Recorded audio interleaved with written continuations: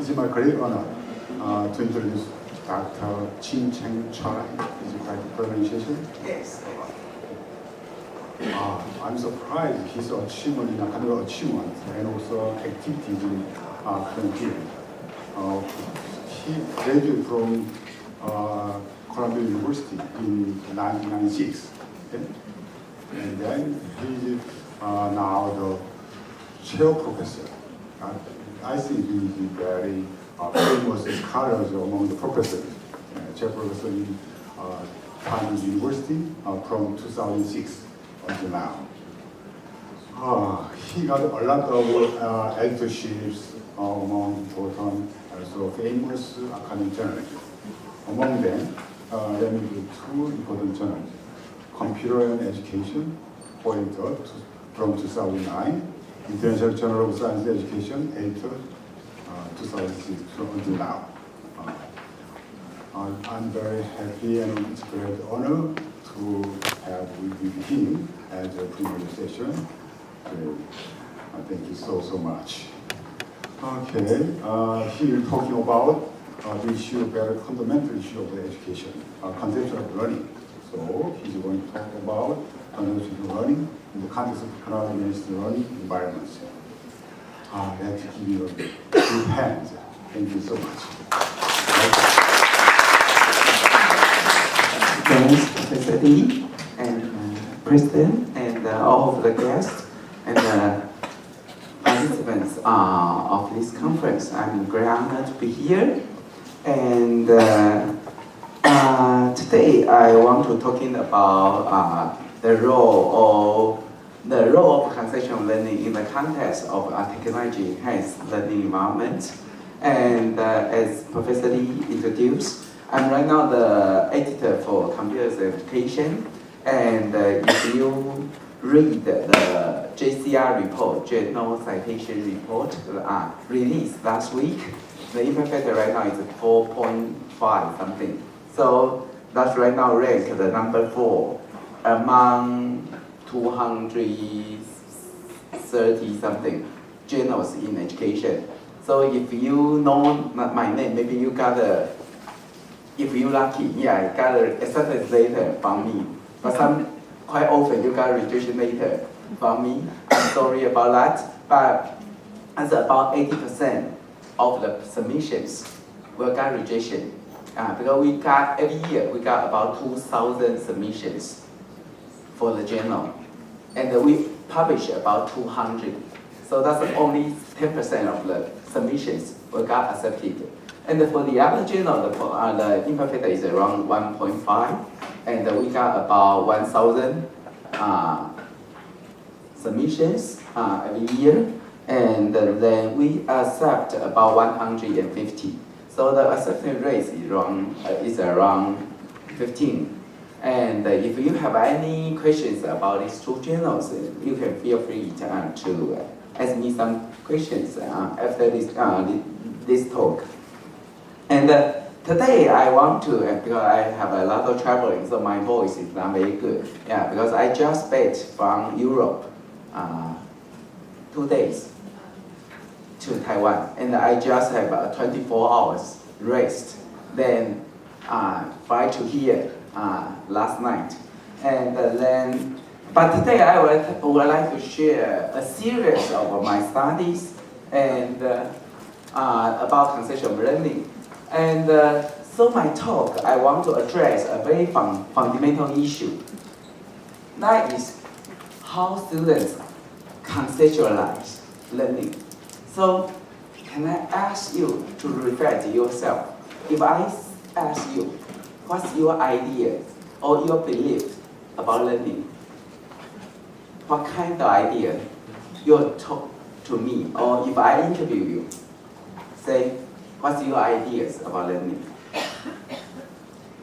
And what's your answer? I don't have a long time, right? Yeah, because you say I need to make it short. You're very hungry. Yeah. So I try to make sure. Okay. So you can have an answer in your mind. Yeah. And so how do students think about learning? And what is learning? As I think most of you are teachers here. So I conduct one of my first study, that's one of my early studies, and I try to understand elementary school students' conception of learning. But because they are elementary school, so that's quite difficult to use, for example, questionnaire or even use interview. Sometimes quite difficult. So I asked them to draw, use a drawing, and to draw a photo, not a photo, a drawing to represent their conception of learning. So I collect a lot of their drawings. But right now I include some drawing because I have some follow-up study about that. So I also have, after that, I collect some their drawing from middle school students, high school students, senior high school students. So I have some example here, not only limited in these studies. So let me show you. That's from 12th grade. Do you know what you want to draw? What is the point? This one? Oh, okay. Who is? Oh yeah, that's the teacher. One. And what is that? Is that toast? Oh no, yeah. That's books. And the teacher want to put a lot of books into your brain and try to squeeze everything in your brain. Yeah. So that's we will have some interview. If we cannot understand the drawing, we conduct some interview to understand their ideas.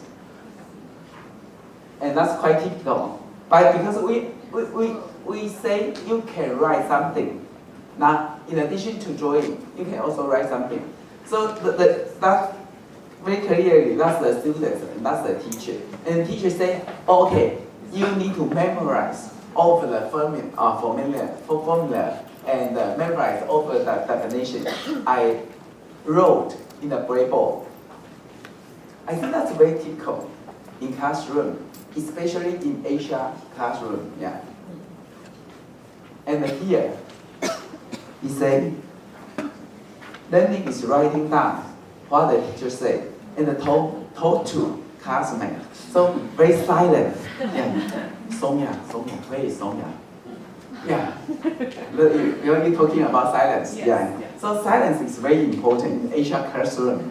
And that's a meaning, or that's a symbolic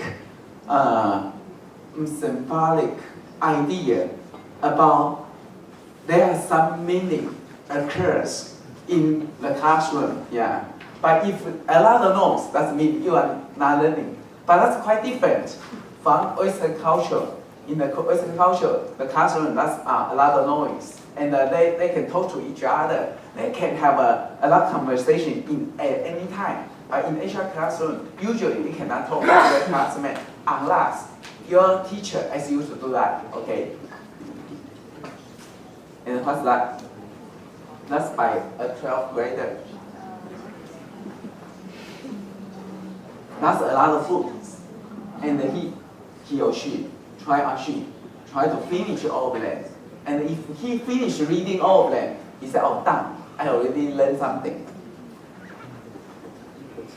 And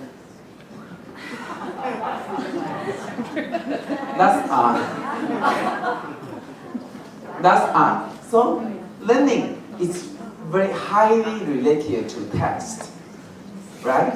And before text, he thinks the light is bright, but after text, light is dark. Yeah. So it maybe got a low score, and that's the same.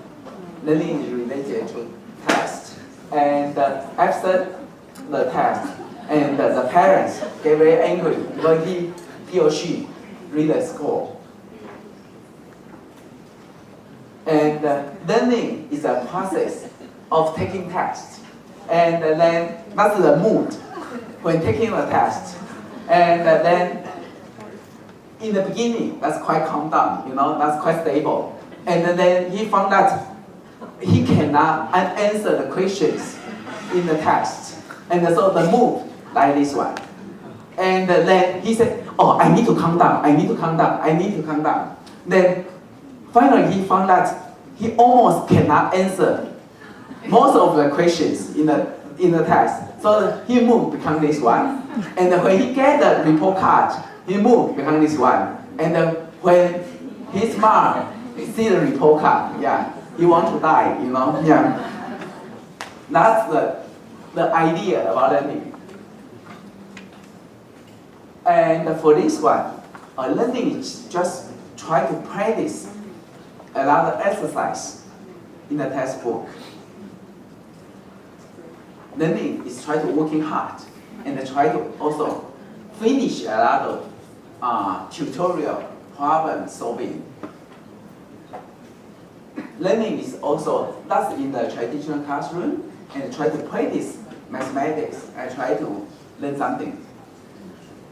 Yeah, let's practice a lot of mathematics problems. And what does this mean? Yeah, learning is a kind of increase of knowledge, but he should quite well, because that's not like these directions. Because when learning, you need to experience a kind of bottleneck. Sometimes you cannot learn very quick. You need to try to go through it, take times. So learning is like this curve. You need, in the beginning, that's maybe quite quick, and you need to have some time to digest all the materials, and then you will go up.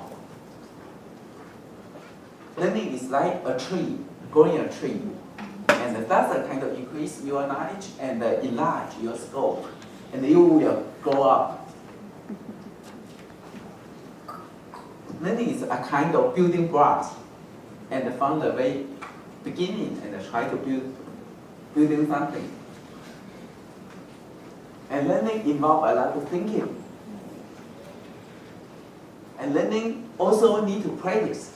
And you will need to have some practical work in laboratory or outside the school.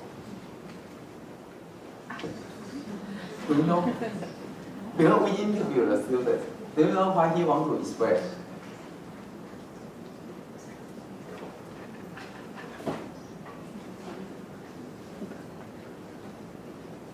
Any idea?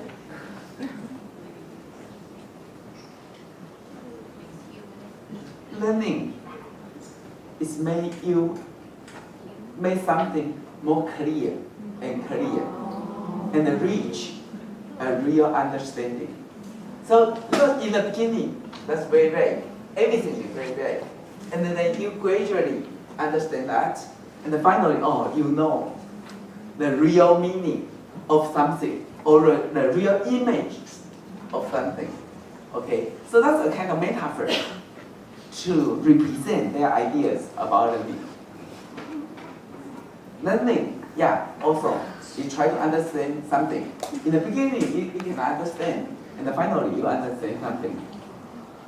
And learning is try to create a better life, and you try to mix whatever you already know, and with something new, and try to create a better life. Learning is try to increase your, try to enhance your thinking and knowledge and more. And learning is know something new. Okay, so you can see different grades. They have different ideas about their belief about learning, and then the research about conceptual learning is not a very new topic. If we trace the research, you can back to 1979. Sojo, a Sweden scholar, have conducted a study for undergraduate students, try to understand their conception of learning. And you will find that that's quite similar to my drawing I showed to you. You can see they have the idea about increase of learning, increase of knowledge, memorizing, apprehension of meaning, or you try to understanding. And then a lot of researchers, they did follow-up studies across different contexts and different cultural groups. they find similar categories of conceptual learning expressed by different learners. So you think, oh, Martin, that's also European scholars, increase of knowledge, memorizing, applying. As I say, you can practice in the laboratory, also outside the school. You can apply the knowledge, then understanding, seeing something in a new way, or changing as a person. And some other follow-up. For example, this one, memorizing, applying equation and procedures. We saw that in the drawing, and also making sense of the physical concepts and seeing a new way and change as a person. So I conduct another study that's earlier than my joint study. Because my major is in science education, not in educational technology. A lot of people know me, that's because I am the editor for computer education. I think my major is in educational technology. But in reality, I got my bachelor degree in physics. And then I'm a science teacher in junior high school. Then my PhD is in science education. So I'm so interested in something about science education. So a series of these studies, the beginning, I try to understand students' conception of learning, particularly for science. Because I think science is a very special domain. So their conception of learning in general may be a little bit different if I ask their conception of learning, particularly for science.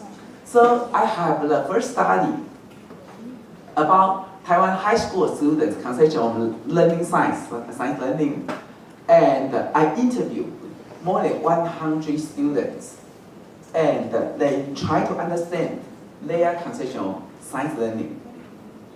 And I use the qualitative method called phonographic analysis. And I found 7 categories. From the beginning, that's the learning science as memorizing. Just try to memorize a lot of definition, facts in science. Learning science as preparing for tests. Learning science as calculating and practicing. Learning science as increase of knowledge. Learning science as applying. Learning science as understanding. Learning science as seeing in a new way. And you will find that's likely a hierarchy from a very lower level to higher level. In the beginning, that's just try to memorize and try to practice. Or your motivation for learning is only for tests, not for applying, not for understanding, not for seeing something in a new way. And for the bottom category, for this part, we think we consider them as more higher level conception of learning, and they are more related to intrinsic motivation, and they want to know something new from their own interest, not because of the pressure of their teachers, of their parents. And also, in these studies, we found that learning or learning science is preparing for tests. That's the first one. For the I will say that's the category never found in the literature in the West. Yeah. So because we have a lot of study, because I reviewed that, and that's the newly found category, especially in Asian country. And but I think you can replicate this study in Korea. You will find, I promise you, I guarantee you will find the same categories. And then also, learning science and calculating and practicing tutorial problems. I think that's related to the nature of science. Because in our science textbook, we contain a lot of exercise about tutorial problem exercise. So I think that's related to the nature of the subject matter of science. And because I interviewed more than 100, so can you estimate we have more than which one have the most frequency? Memorizing? Number 2. What? Prepare The for test. second, the test. Okay. But quite luckily, yeah, that's a kind of normal distribution. Memorize only 7, test 19, calculating 23, and increase, I think that's in the middle, that's 24, applying 17, understanding 23, and then for a very higher level, that's only 7. So that's a kind of normal distribution, and I try to use this figure to illustrate the variation of across these categories. For example, these are more related to their external motivation, and these are related to more to their internal motivation. And for these 4 categories, they focus on how much they learn. That's more quantitative view about learning. And for these 3, they focus on more on how well they learn.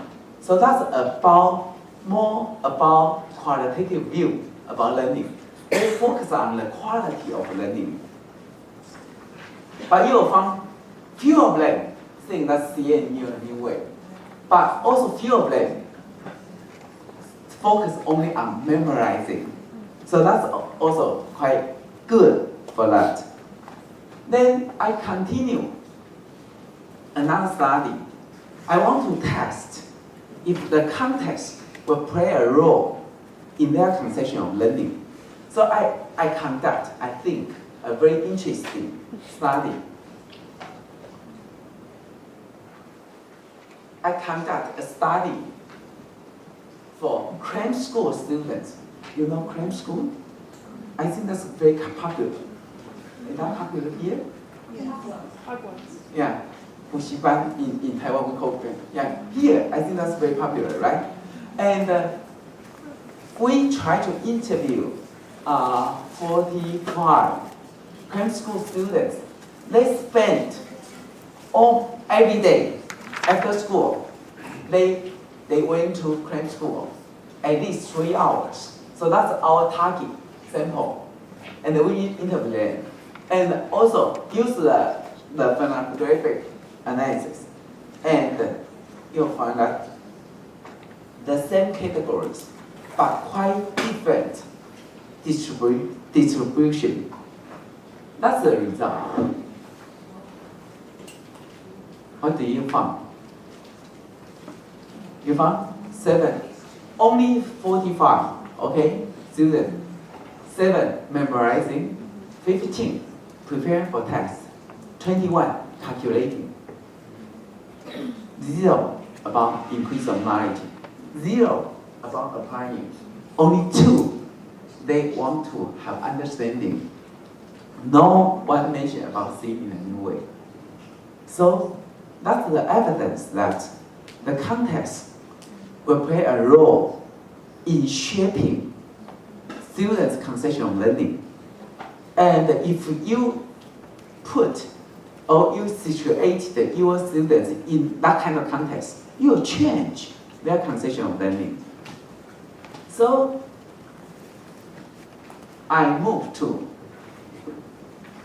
what can I have? Yeah, I only have. I still have 30 minutes, right? Yeah. Okay, so I continue to the next one. Then I say my first major is science education. Then I switch a little bit my major to education technology after I got my faculty position in the university.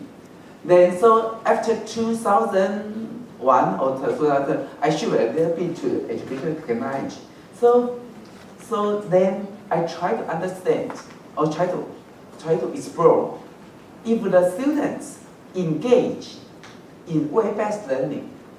Because I already said context will play a role in shaping their conception of learning. So how about if we situated our students into or engage them into some web-based learning context, will that change their conception of learning? So that's one of my study that's published in 2009. And I have a chance to get 83,000 students. They enroll, because in that time, higher education already have some online courses, but that's impossible for high school or elementary school. They have online courses at that time in Taiwan. But in higher education, in university, they offer some online courses. So I try to recruit 83. They have some experience of taking online courses. So they have experience about web-based learning. And I asked them, I interviewed them twice. The first one, the first time is to interview their conception of learning in general. That's their traditional view about conception of learning. And then the second round of interview, I asked them to reflect their ideas about learning in the context of web-based learning. So that's the result. We have interview findings, and then that's here. But this is too complex, so I show you this one. You found that? That's their conception of learning in general, and then their conception of web-based learning. And the category is quite similar. The first one is memorizing. The second one, you remember that? The second one is a test. But here, we change to status, because someone they say, oh, I can get a better score. That's a status. And then sometimes they say, I can get a better job in the future. And also, sometimes they will say, if I get a better score, then I can get a better job in the future. So we group all these ideas into status. And also calculating, increase of knowledge, applying, understanding, seeing in a new way. And here, you see, if we ask their conception of learning in general, that's a kind of still normal distribution. But if I ask their conception of web-based learning in particular, no one mentioned about memorizing, status, calculating. Most of them mention about increase of knowledge, because they can have more resources in the online courses, because they can connect and they can interact with a lot of people on the web. And also, 21 say something about applying, 22 about understanding, and 11 say something about seeing in a new way. So that's also evidence that context will play a role in shaping their conception of learning. And if you see this figure for this line, 12, 6, 9, 4, that means their conception of learning in general is the same as their conception of web-based learning. But in this area, that means their conception of web-based learning is higher than their conception of learning in general. And for this 2, 2, 3, 1, that means their conception of web-based learning is lower than their conception of learning in general. That means most of them, either they are the same, or most of them, their conception of web-based learning is higher in higher level than their conception of learning in general. So the conclusion is that if we implement web-based learning or any kind of technology-enhanced learning in a proper way, that's a good, there is a good potential to enhance their conception of learning from more lower level to higher level, because we see some opportunity here from this study. So, That's the conclusion. The conceptual web-based learning were often more sophisticated than those of learning in general. And so I think the implementation of web-based learning instruction may be a potential avenue for preparing or for promoting students' conceptual learning. You want to take a photo? Yeah.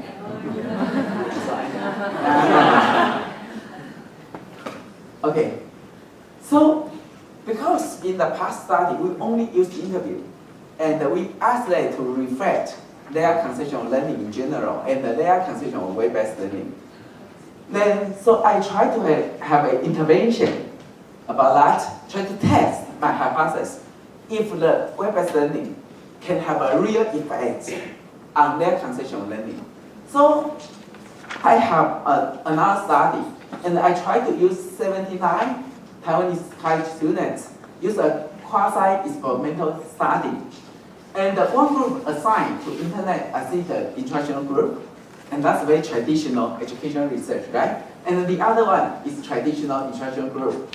And then, so this group, that's the experimental group, they engage a lot of online activities. We assign a lot of online tasks, and for them to finish that kind of activity and discussion online, and they can search a lot of information online. And then this one is more traditional one. That's face-to-face lecturing, interaction, something like that.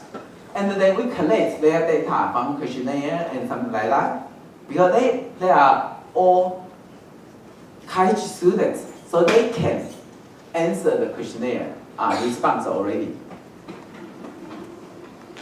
Then that's the major result. Again, we have 7 factors here: memorizing, testing, calculating, increase of knowledge, applying, understanding, seeing in a new way. And that's from very lower level to higher level. And we have the data from experimental group that they engage in internet-based learning, and the others is traditional group. And we have pre-test about their conceptual learning, and also post-test about conception of learning. And we use a comma to test the hypothesis. Then we found that for these two, there are some significant difference. And for this one, also significant difference. The major finding is that for these two lower level conceptual learning, the traditional group have a higher score than internet-assisted group. That's the same. 3.44, 2.65, and 3. That's for traditional group. That's for internet-assisted group. And that's for lower level conceptual learning.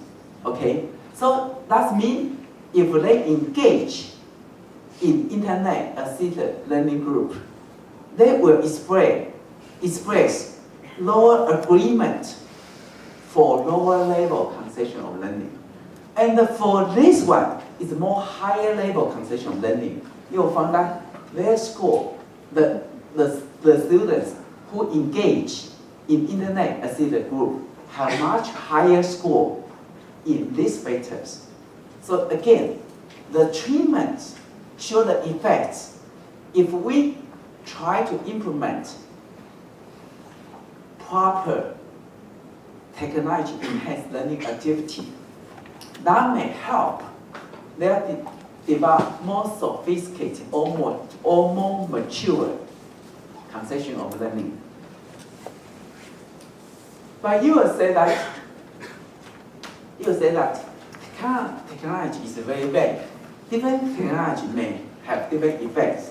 So I have another study that's published in Internet and Higher Education, and I try to understand if we use different technology, that will result in different conception of learning. So we have a group of 23 Taiwan undergraduate students, and they involved in a project about context-aware, ubiquitous learning. You know what that's right? That's like when you in a museum and you use something like iPhone or iPad, or in the past we call PDA, and use that as a guide and try to help you learn something. And when you go to one place, they will automatically guide you and feed some information for you. And you can interact through the interface and try to answer some questions. Also, you can also ask some questions with the interface, and then they will give you some feedback. Something like that. That's we call ubiquitous learning. Context aware, ubiquitous learning. And you found that we interviewed 23, and that's a very qualitative studies. And we found that 1, 2, 3, 4, 5. 5 categories. That's quite different from roles we found before. For example, he said, oh, okay, e-learning is just application of technology. Because you use a PDA.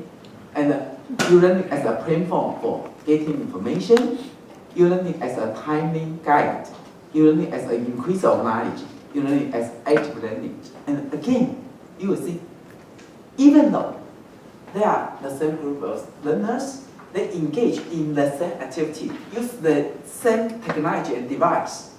They express quite different ideas or conception of learning. And again, this category can be considered from a very lower level to higher level. Some of them think that's just a kind of simple application of technology. But some of them think they promote their active learning. But for this study, we found a lot of mixed multiple conception of e-learning. So we use a tree, try to represent their mixed conception of learning. For example, if this one, T, that means there one student have the mixed conception, A and T. A is application of technology. T is a timely guide. So we use a tree, try to represent. If your study have a lot of students, they have mixed conception of learning, and you can use this tree to represent their mixed conception of learning. And then the other side, how about teachers' conception of technology enhanced learning? Well, we already know some of learners' conception of learning. Then, how about the teacher's side?